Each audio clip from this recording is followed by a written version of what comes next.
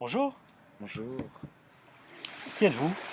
Je suis rien, je suis personne, je suis juste énergie, moi, je suis l'hyper-spiritualité.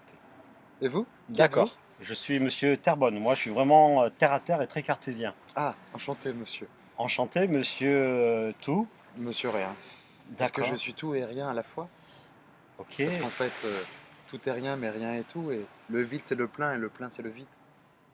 Et je vous sens quand même assez là-haut. Oui, parce que là-haut, en fait, c'est là où on vient. Tout retourne là-haut, et on vient tous de là-haut.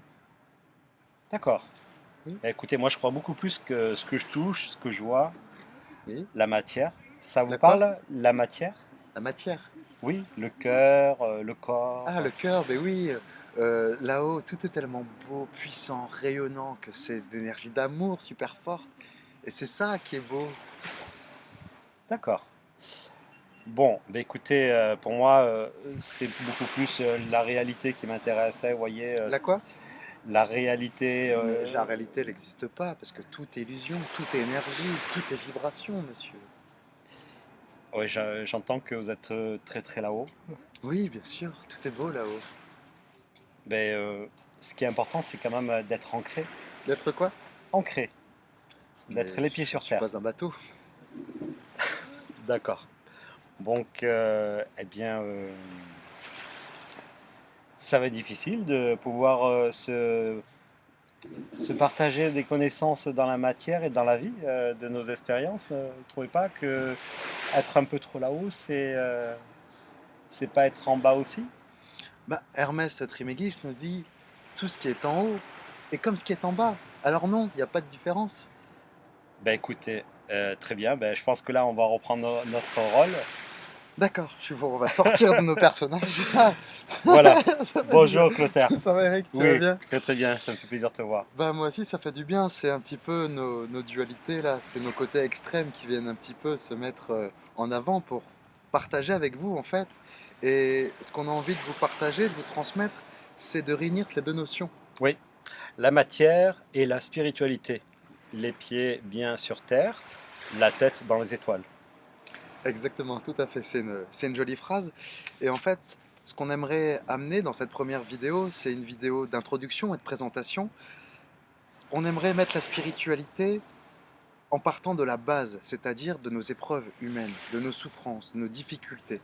Et pour ça, on voudrait témoigner du cheminement qui nous permet, à un moment donné, de mettre la croyance, l'émotion et la foi, c'est-à-dire la spiritualité de son sens le plus pur, pour justement pouvoir grandir, mûrir, évoluer et transformer les difficultés en force. Oui. Alors qu'est-ce que les croyances? Tiens, puisqu'on en parle, je pense que c'est intéressant justement de... Est-ce que c'est les croyances religieuses ou est-ce que... Qu'est-ce que c'est qu'est-ce que ça... Comment est défini les Ah, croyances? c'est une bonne question. Je pense que toute la somme qu'on enregistre depuis qu'on est petit, nos éducations, nos valeurs, ce qu'on nous enseigne à l'école, mais aussi ce qu'on apprend aussi à travers nos difficultés. Si un jour on est trompé par quelqu'un dans une relation, on va croire que tous les hommes sont mauvais et que du coup on va replier notre cœur. Ce genre d'événement, ce genre de trauma qui en reste une croyance qui est profondément gravée, qui nous fait justement nous protéger pour éviter la souffrance. D'accord.